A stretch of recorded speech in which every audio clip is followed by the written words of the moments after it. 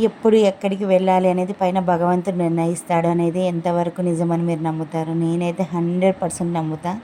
ఎందుకంటే నేను ఈ ప్లేస్‌కి రావడానికి 13 సంవత్సరాలు పట్టింది. 13 సంవత్సరాల్లో నేను కర్నూలులో ఉండి కూడా ఈ ప్లేస్‌కి రాలేదు. నా ఫ్రెండ్ ఊర్మిళ వాళ్ళు దాదాపు ఒక 4 ఇయర్స్ నుంచి ప్రతి ఇయర్ వస్తున్నారంట ఇక్కడికి. అనుకునేటివన్నీ జరుగుతుంటాయి. ఒకసారి వెళ్దాం రా అని పిలిచింది. కానీ నేను చర్చియే కదా ప్రేయర్ చేసుకొని వద్దాము అనుకున్నా కానీ అస్సలు నేను ఈ ప్లేస్‌కి ఎంటర్ అయ్యేటప్పుడే ఎట్లా ఉందంటే కళ్ళకు కనువిందుగుంది.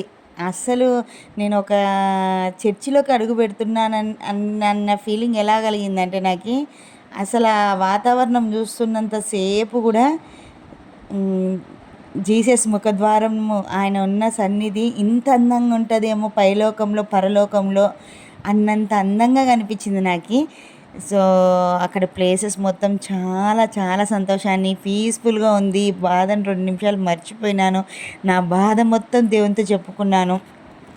చాలా అంటే చాలా సంతోషంగా అనిపించింది. కొన్ని ప్లేసులు చూస్తే అలా కళ్ళలో నిలిచిపోతాయి అన్నట్టు. నా లైఫ్లో ఫస్ట్ టైం నేను ఇలాంటి ప్లేస్ చూడడం జీసస్ది.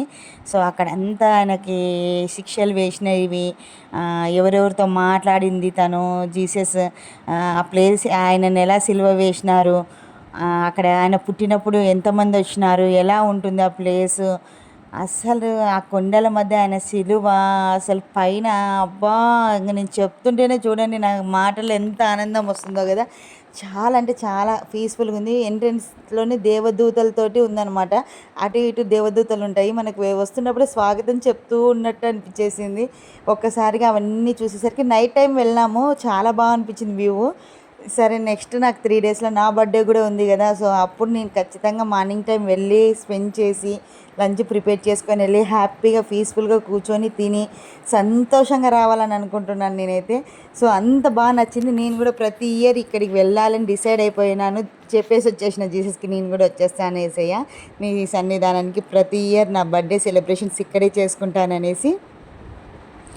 ఇక్కడ కర్నూలు వాళ్ళు కావచ్చు, ఈవెన్ నంద్యాల రూట్, నందికొట్కూరు రూట్లో వెళ్ళేటప్పుడు వెంకాయపల్లి ఎల్లమ్మ టెంపుల్ దాటిన వెంటనే మీకు లొకేషన్ తెలియాలి అంటే సో చాలా చాలా ప్రశాంతంగా ఉంటుంది. చూసిన కళ్ళకి ఆనందంగా ఉంటుంది.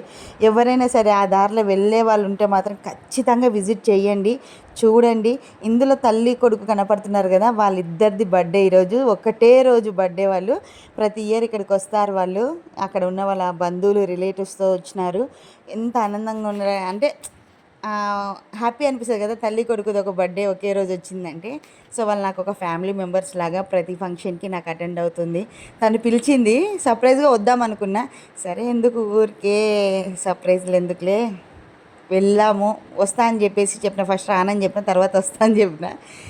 వెళ్ళి చూసేసి పలకరించి అలా హోటల్కి వెళ్ళి అందరం భోజనం చేసుకొని,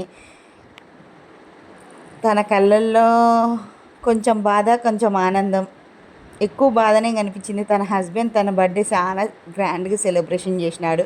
సో అది తన కళ్ళల్లో నాకు కనిపించింది. ఆ భోజనం అందరికీ హోటల్కి తీసుకెళ్ళినప్పుడు తన హస్బెండ్ ఉంటే తన బిడ్డకి కానీ తనకు కానీ ఏ లోటు లేకుండా చూసుకునేవాడు.